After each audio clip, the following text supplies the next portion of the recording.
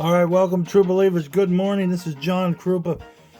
Today's episode on the freedom to draw unsolved mysteries is we're going to do a final appeal of a case back in 2019 that resulted in a man getting put to death.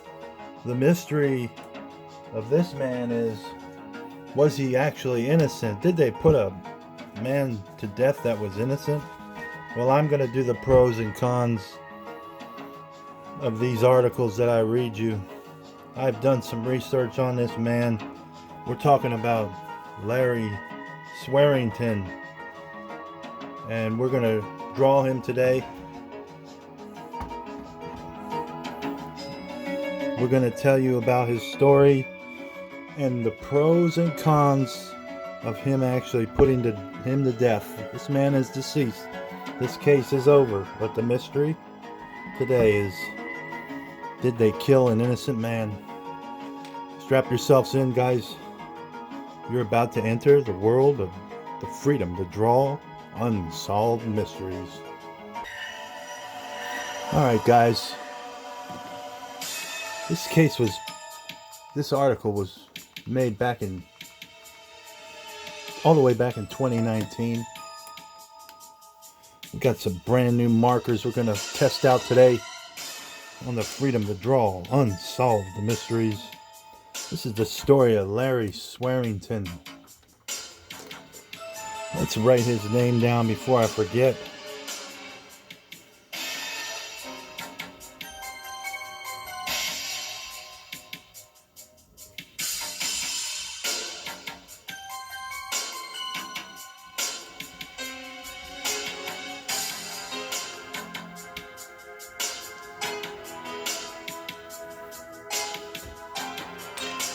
Larry Swearingen executed despite defense contention. Probably innocent. Not probably. Probably. Whatever that means, guys.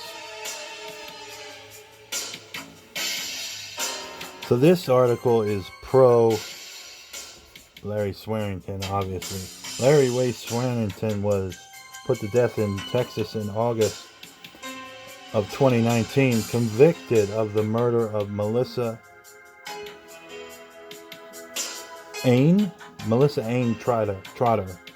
Trotter in 1999.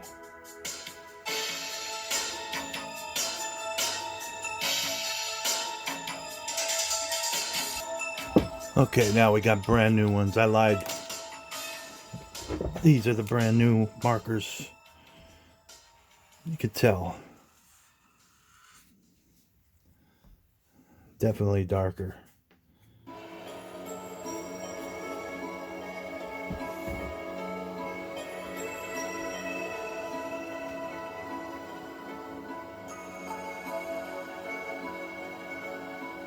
An autopsy concluded Trotter had been strangled to death. A significant amount of circumstantial evidence made Swearingen a likely suspect. More like a mountain. Not a significant amount. There was a boatload.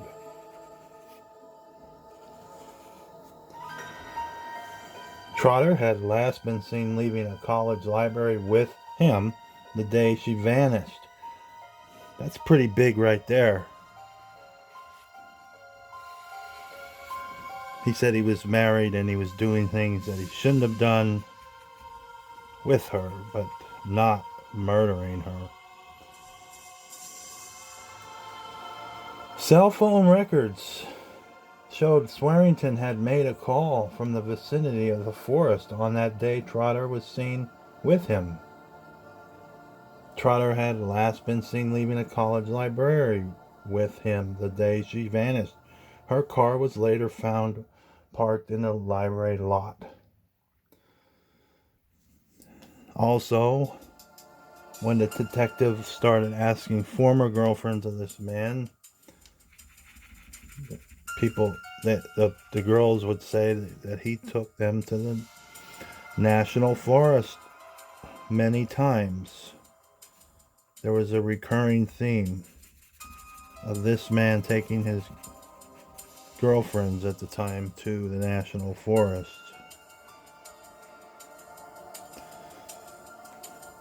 And that's where she was found, the national forest.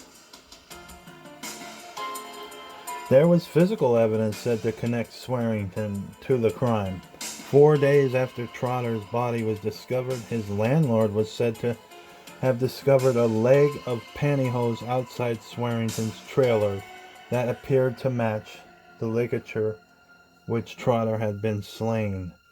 The discovery came weeks after the crime in an area twice searched previously by police.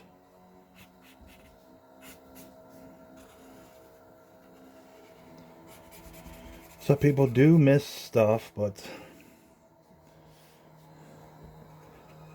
he was trying to say that they planted that evidence.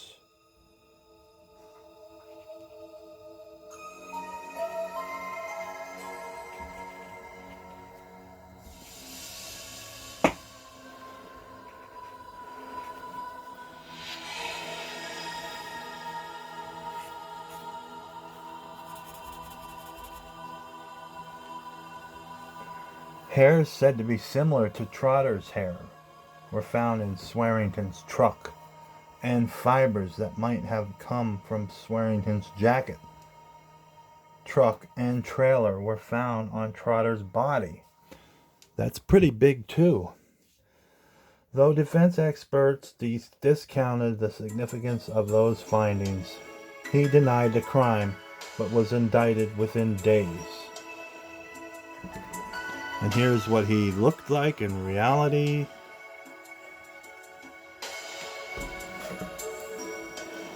We're drawing him here with glasses. I think he put on the glasses to appear less threatening, to tell you the truth. It sounds like a weird thing to do, but I believe this man was a master manipulator. And he got people to believe him. 5 times they were going to put him to death, and 5 times they did not pull the trigger because of his manipulations and his storytelling. I believe this one, they got it right. He was guilty.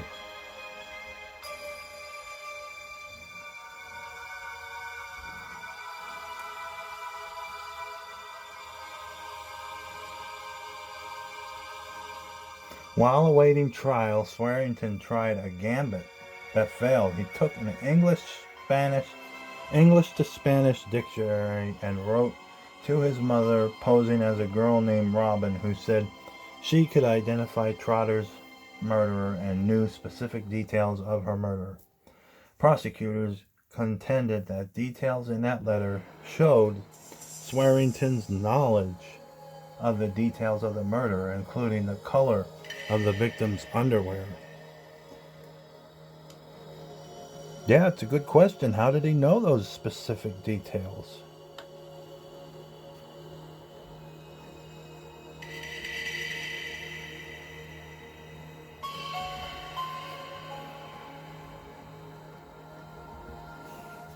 He knew them because he was there and he did the action.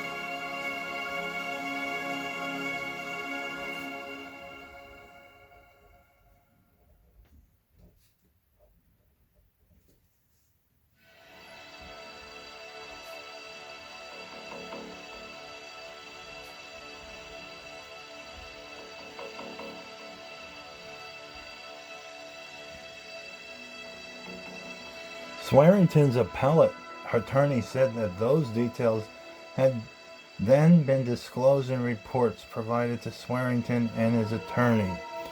In addition, a cellmate of Swearingen testified that when asked if he had committed the crime, Swearingen responded, "F yeah, I did it." But we all know that jailhouse snitches are always the most reliable source of any investigation. I'm being very facetious when I say that. You can't take the word of a jailhouse snitch, ever.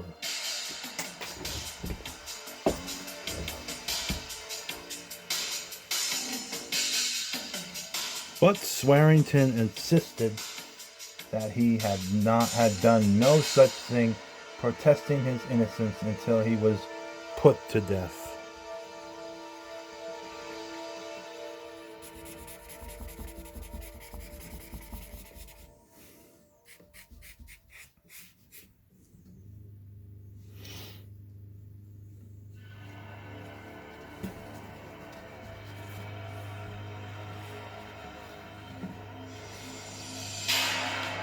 Let's not mention the girls that he used to go out with.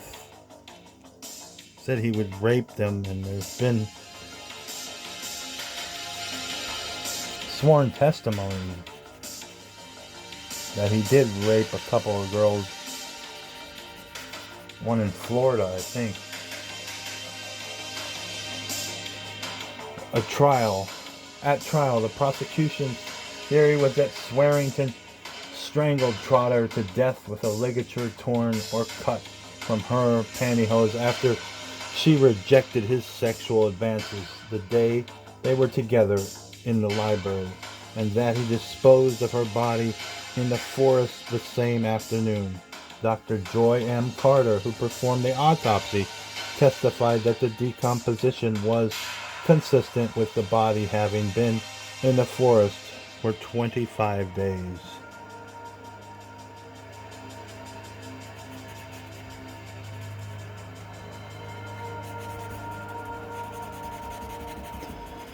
And the girls that he used to date testified that if he didn't get sex from them, he would be physically abusive and rape them.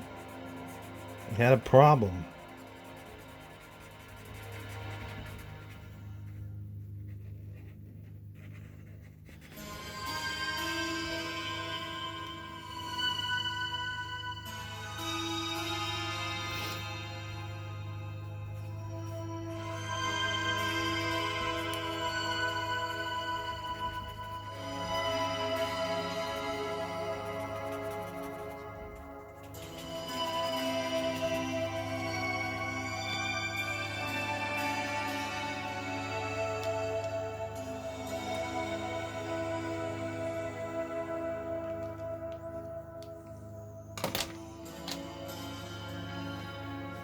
Swearingen took the stand and insisted he was innocent. He said the day he met Trotter in the library, he left her with another man and he went to visit his grandmother.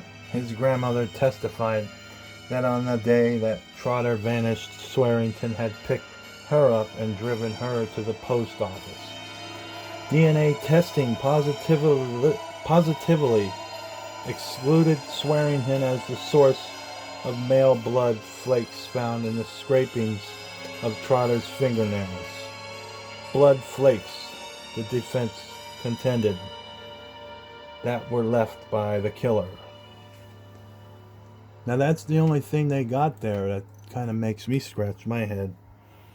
They were proven not to be his.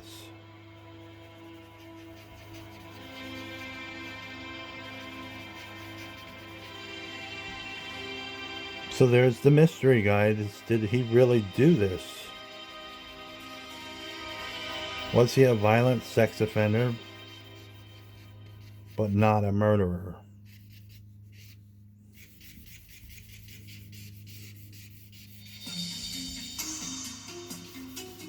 Which may be the case.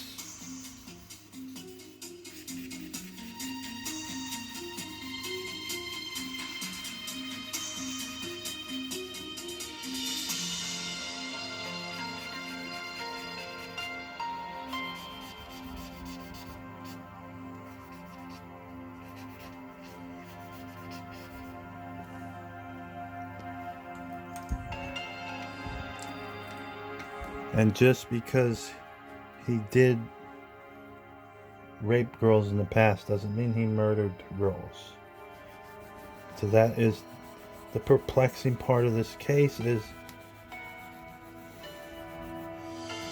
you don't have matching DNA to this guy. And that's usually what ties everything together.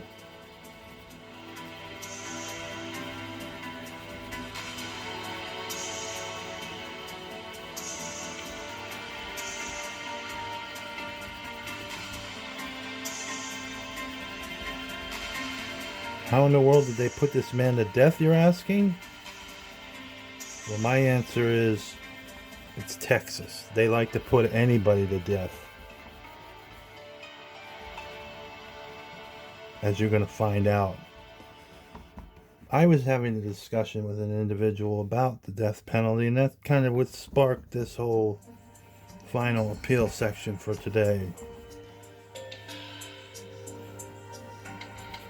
There is many people that do not believe in the death penalty.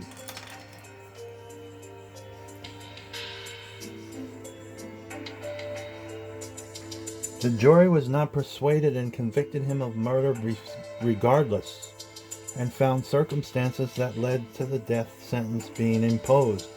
After the conviction was upheld on appeal, post-conviction attorneys raised a series of issues that appeared to undermine the prosecution's case. The defense contended that Swearingen was provably innocent.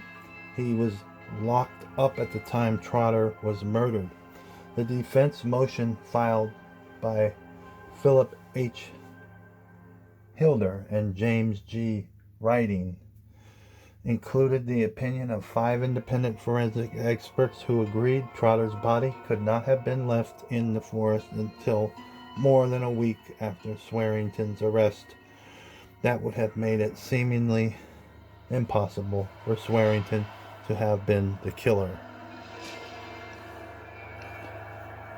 The only problem with that is when it's cold out, the body gets kind of blocked on decomposing because of the coldness. And that could have messed with the days that they were saying it happened based on the evidence of the decomposition. That kind of, when it's cold out,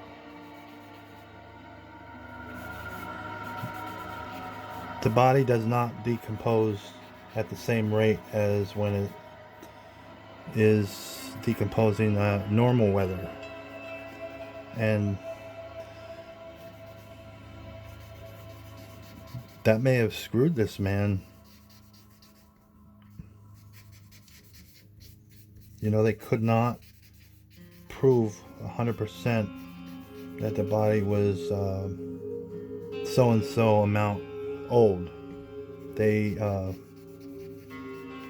guessed, like educated guesses, but they never really could prove because of the weather conditions and the knowledge of knowing that decomposition gets blocked in a way when it's colder out. There was a show I did about a guy in Missouri that got killed. He got put to death. His name was Leonard Taylor. His family was murdered in a trailer. I think there was 4 or 5 of them. They said he was not in town when the murders happened, but they could not prove when the murders actually took place because the killers left the air conditioning up at the highest or at the lowest temperature. They made it the coldest they could in there. And it messed with his case. And I'll put a link up to that case. You guys can check that one out in the description here. So that case kind of mirrors this case. That may have messed this man's whole defense up.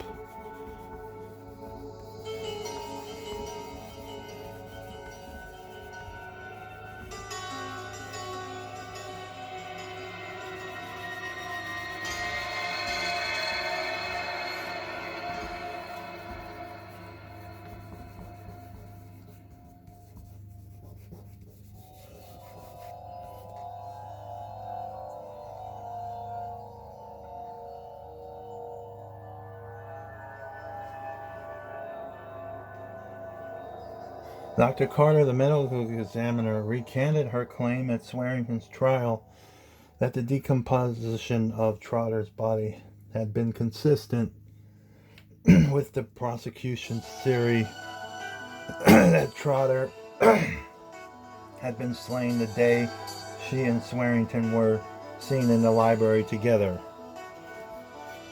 So see that? The rate of decomposition and the weather affecting it messed this guy's defense up.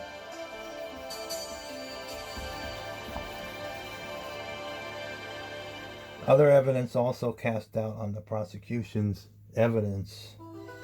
Two defense experts concluded that the partial pantyhose belatedly found outside Swearingen's trailer did not match the pantyhose used to strangle Trotter.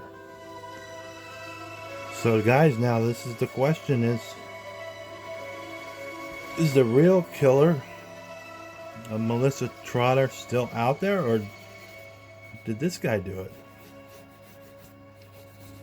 There's certainly a little bit of doubt in this case, but I think they got the right guy. I just have a hunch that this was the right guy.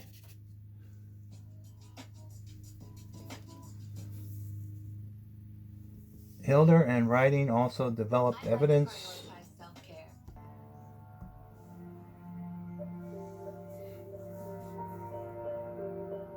Hilder and Writing also developed evidence that Trotter had received life-threatening telephone calls that caused her to break down in tears.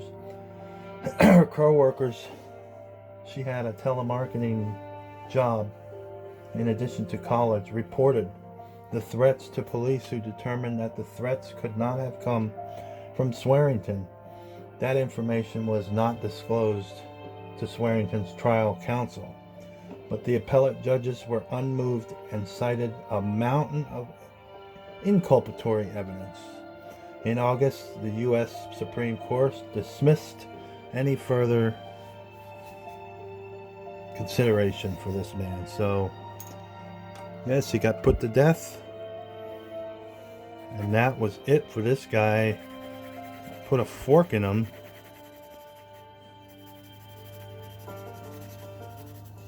Could he be innocent, though? And could the real killer still be out there? Stranger stuff has happened, but my hunch is this guy did it. There's just too much evidence connecting him.